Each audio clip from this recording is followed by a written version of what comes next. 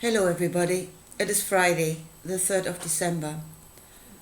I want to talk about the duality in this world and how it is created, because it is created through us.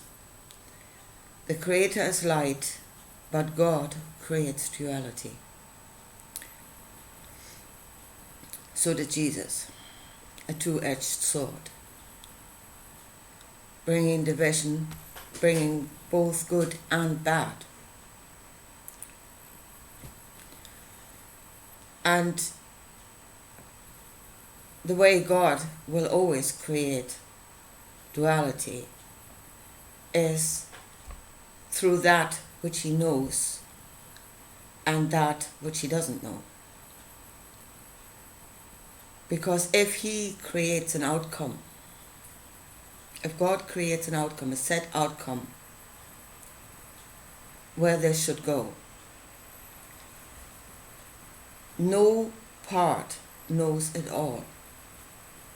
You might imagine things, and again, the more you take into consideration, the more of the parts and how they would interact with each other, parts of your outcome.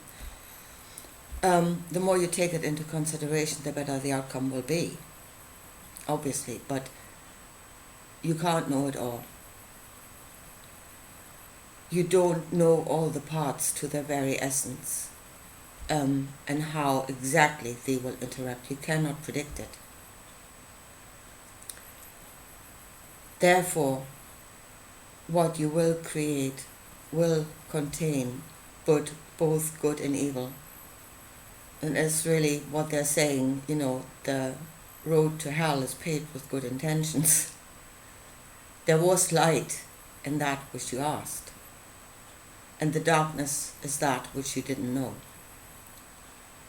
and therefore did not take into consideration when you asked for that outcome. So how to avoid the duality? As I said, in giving to us, in the fact that we can ask and then receive, the Creator reveals Himself. And of course then the outcome is actually not just a revelation of the Creator in the good, but it also reveals the darkness inside of ourselves. So how to avoid that, and can you avoid that? I watched a film a long time ago. I don't know which ones of you have seen it. It was called The Last Unicorn. It was a cartoon film, actually a very beautiful one. But to those who haven't seen it, there was a magician in that. And he wasn't a terribly good magician. Although he could do magic to some extent, whatever he did not come out quite right. Yeah? So, what he did then at one point was said, he stood there and he said, "Magic, do as you want. Do as you want." And then what happened next, it was the magic. It changed the unicorn into a woman.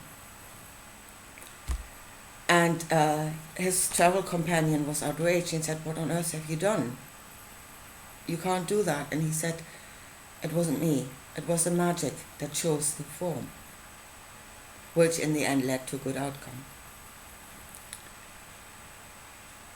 So that story has been on my mind, a lot, because I think that is the way where you have a need, you have a desire, something needs to be done, but you do not choose the form. You do not stipulate what the outcome should be, but let the outcome be given to you. To the extent that you can keep your fingers out of it, to that extent it will be light. Because the only thing that is omnipresent and omnipotent is the light itself, not you. And as I said, even if they go in the way of what I think these enlightened societies are doing at the moment, these secret societies are doing at the moment, is to gather knowledge to be truly enlightened. You can't know it all. And if they actually went back into the old teachings, where this concept of the alls is contained in Judaism, or in Jewish mysticism, where it's called Ein Sof, or in Hinduism, Brahman, and many others have this concept of the all. And they all say the same thing, and that is maybe something that they should have had in consideration. The all cannot be attained. The all cannot be known in its entirety. That is what every teaching says. So to attempt to do so is attempting the impossible. And you go insane if you do it. Anyway, I think I'll leave it at that, and it is really that we create duality through that which is light in us, that which we know as light, and the things we don't know. That's what's creating the because when we create the outcome, it contains both that which we know and that which we don't know.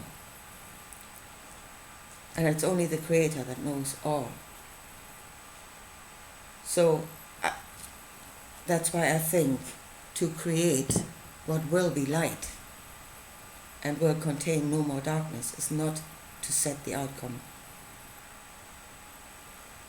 But give of your desire, give of your need, and then let the outcome be given, and let the Creator reveal Himself in the outcome. And then that way gain knowledge of light.